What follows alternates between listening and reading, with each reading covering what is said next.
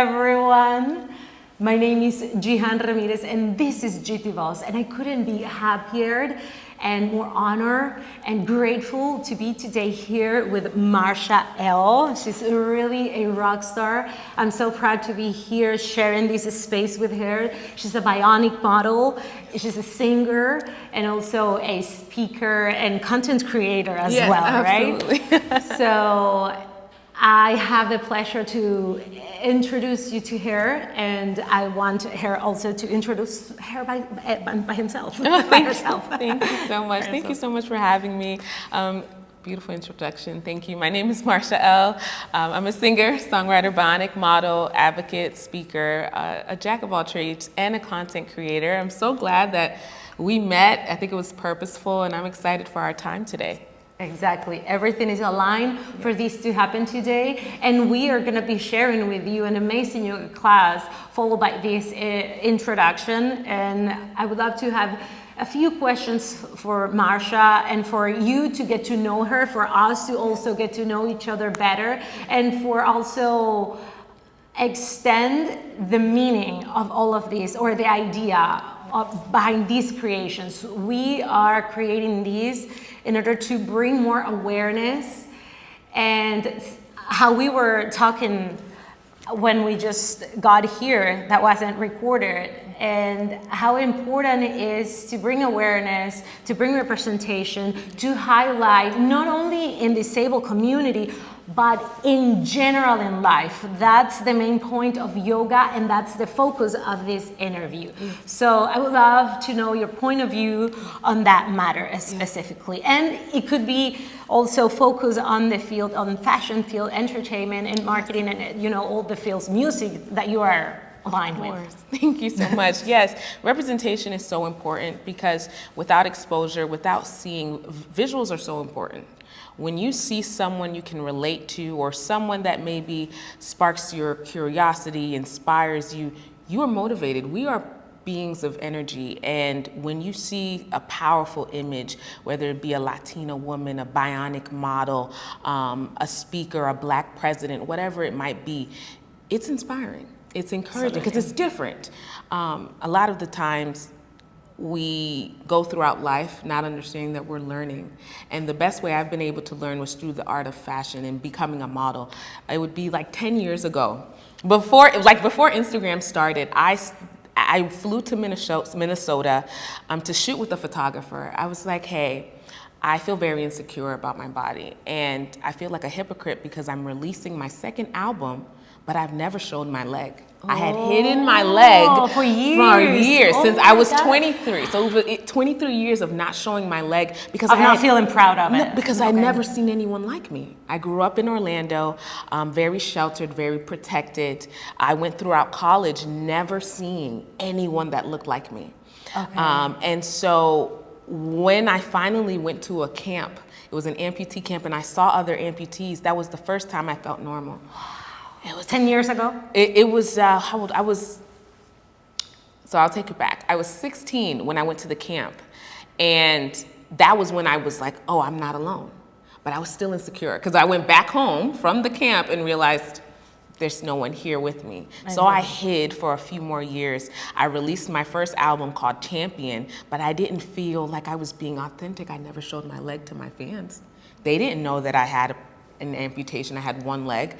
So for my second album called Brave, I flew to Minnesota. I said, I'm gonna put my leg as the cover, me vulnerable, and I want to write this album and share it with the world and actually be a braver person of myself. Those photos I took became a part of the project, and years later I would go viral. Jada Pinkett Smith, People Magazine, Essence Magazine, Vogue would repost and Sports Illustrated this story, and it was really just a moment to be vulnerable with my fans. And so that's why I take it back to why representation matters.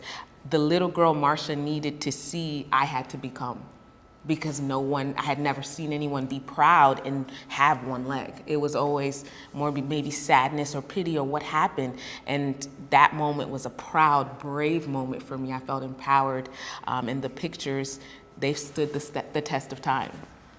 It's amazing to have the time to have this conversation because I always, when I'm teaching a yoga class, when I'm guiding or coaching a practice, I always focus on connecting with the energy of the room, of the person, whether it's private or a full room of people.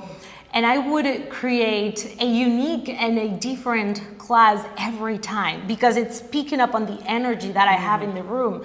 But having this conversation can guide me through, because I always do it kind of like blind, because, you know, I don't have the time and opportunity to always have the time to speak with the people prior the practice. So having this conversation will allow me to make even more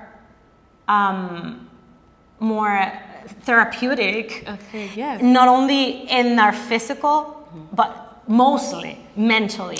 That's where actually are the biggest challenges. And I remember asking you, because when I first saw this is something very curious that I like to bring back again. We met in a YouTube Creator Collective event. I was hosting a yoga class, and there were a lot of people there. I was pretty focused on what I was doing and creating. And sometimes you're nervous, you're preparing everything, you're trying to focus on what you will give, that I didn't took the time to speak with everyone prior, and everyone was getting there once the practice was about to begin. And I noticed about your disability and about the leg after so many people. Exactly. Yes. So it was a moment for me, whoa, and many things happened in my mind. And the first is like, okay, I want to treat her exactly as everyone, because the same as you inspire me, everyone doing their job are inspiring as well. And I didn't want it to give you this extra attention, hyper attention. And also I was saying, like, okay, I have, I don't know, around 40 people practicing here, and I cannot adapt a practice for just one person. And I personally, I didn't know if it was your first practice or not, but I started saying, okay, you modify, you use the blocks, you do everything. Like I wouldn't stare at you, making you feel uncomfortable. Right. But at the same time, I wanted to give you a special treatment. And then that gave us this beautiful idea. And when I was trying to create in my mind, okay, I'm gonna try to curate this practice for her. But then I said, I have to do it the same as I do it with everyone. Right. The only thing I wanted to know is for how long you've been using the prosthesis, because it's not the same someone that had an accident and that they had to learn to walk, and they had 3 years with the prosthesis that new. And she opened up with me, telling me that she was since 6 years old. So always a main focus on yoga, it's we start healing ourselves from bringing to light our inner child. And it's amazing that this happens in that super vulnerable stages of life. And now you're expressing and telling me, your struggles on accepting you. And it's not, it's never about others. It's always about us. And in terms of acceptance and authenticity, we would be able to share our authentic self the moment we accept it. And the moment we are proud of everything, our light and our shadow. And so the shadow is the difficulty on accepting yourself. And that's amazing, because it's exactly from there, or from the wounds, that the lights can get through. And it's curious that what would be like, the struggle, or I know the obstacles that you faced are now the things that are guiding you to your biggest purpose. And it's that, and I feel like it's a pretty specific example for that expression that I always say in my practices, that where there is a wound, there is a treasure. And the only way out is through. As you face your fears and you face your vulnerabilities and you examine yourself, you can then allow the light get through that. And from that comes another question, and it's how you approach life in general. Being an amputee, it creates an obstacle for you in life. Yes. And how would you define those obstacles, and how you move in life through that uncertainty and difficulties and discomfort? Well, life is filled with obstacles and challenges, and I take the approach of how can I learn, how can I grow, and knowing that there's a purpose behind every struggle, every challenge.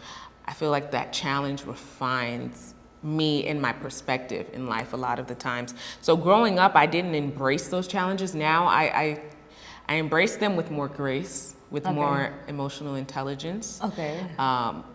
It sounds crazy, but the purpose behind it will really give you that extra fortitude, that extra strength, and that discernment to know, okay, is this struggle made for me to grow, or is it direction? Or is it for me to change? Like I remember even with my prosthetic, I told one of my prosthetists, I want to be a model.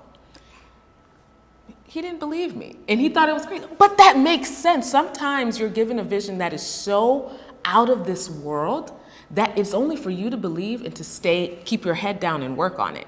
So at that time, we're talking 2013. Instagram didn't even exist yet when I started taking pictures. And I'll send you a few and you can see how I grew, because I knew that two things. I would go to like model castings, never get booked, but I was like, since there's no one like me, I can set the rules. I just have to do it myself, right? If there's no, then I can make the rules. I can make the parameters. I'll book my own shoots. I'll create, my own imagery. And eventually, a Picasso only grew in value after. And so I knew that if I created it just as I did with music, I would overcome that obstacle that was at that time stigma. There was so much stigma behind being disabled, behind being a female, being plus size. So I figured, like, since this is not my room, maybe my vision is too big for this room. Let me get out of this box that society created. And that was an obstacle. Once I tackled that one obstacle, I take every other one the same. I don't take rejection personally anymore. I take it as redirection. I always say, well, you have these hands to create, this voice to create, this imagination to create. Have fun creating, and everything else that's supposed to come will come. Exactly. So yes, that's a lot of those obstacles. I love it. I love it. And I think that as you started saying that life comes with a bunch of obstacles, and when something will give us a lot of light and a lot of contentment and a lot of gratification in return, it's not supposed to be easy. The path is not linear. The path, it's not short. Yes. And it's not clear. And it will feel like, I know that when you're creating something that no one else have done it before, is a perk, but it also come with a lot of challenges. Absolutely. Because you're blinded. Yes. You're forging a path for others. Yes. And I think it's amazing. And the other day I was looking to your content, and I saw a video that you were sharing with another disabled girl. Yes. Paola, okay. And I started looking at her content, and she's kind of like, she's still mad with her disability, and she's kind of like if she look at this, I don't know if she would get mad with me or whatever, but like I feel incredibly inspiring that you are showing up for yourself despite the challenges that this comes or that brings into your life. And I know that she's saying, like, why am I inspiring? Why are a disabled person inspiring? She's like, she's triggered about the disability. And the truth is that everyone can be an inspiring human being. Everyone going beyond their capabilities, it's an inspiration for others. And actually, you wouldn't, I mean, it's incredible how us as humanity, because I'm not taking myself out of that picture, we tend to complain a lot. Oh, I feel bad. Oh, I'm not looking good. Oh, this is not so, I'm not ready for that. When the time comes, I'm gonna do it. And then you see someone, you know, like you, facing these obstacles from the past and doing your stuff, doing your work. And it's all about that. It's all about understanding that even if you feel lonely, you're never alone. And whatever that you're doing, expressing and sharing can be an inspiration for others. So I think that saying that you inspired me, it's never a reason to feel bad about. I don't know if you relate with, and I wanted to We take can elaborate on that. That's yeah, important. it's important because what, in terms of that, what makes you feel uncomfortable about how people approach you with your disability? Right. So that's a good conversation. In the disability advocacy space, it's a big point of contention too. So there are going to be some people, like you said, nothing is linear. Some people will be like, oh, I'm okay with someone saying I'm an inspiration. That's where I fall on. But I've always said I'm not inherently inspiring because of my leg.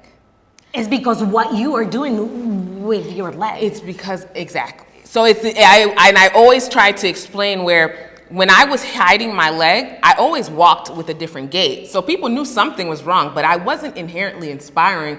The inspiration, I believe, comes from my confidence and my ability to say, I'm gonna come into this yoga class and just adapt myself and enjoy it, and just in taking the energy of the room and know that we are out in 90-degree weather and having a great time, healing, we're getting close to nature and just healing within ourselves. So, but that is, again, my perspective. Paula, her content, I appreciate her approach of telling her story. Yeah. And I think she would be an awesome person to even speak with. And I think, I haven't seen that video specifically, but I'm sure it's there. And I do know, I think it's understanding that I can say Paula's inspiring in the sense where she's following her dreams. She picked up and moved to New York. She accepts her. She exactly, and she's doing her thing, like she's owning it.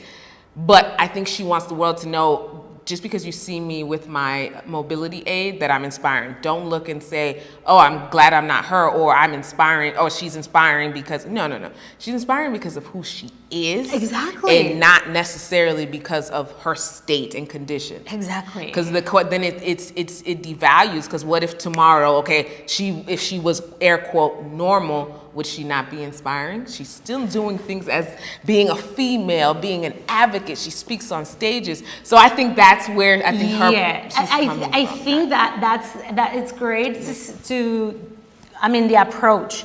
I think that the approach is the most important thing. And so in terms of being an inspirational person, and it's not about the disability, it's about how you dare to show up. Yes. It's about your willingness to accept yourself and show to the world, hey, I accept myself. I not only accept myself, but I love myself. And I move through life accepting and loving myself. Absolutely. And that's what is inspiring.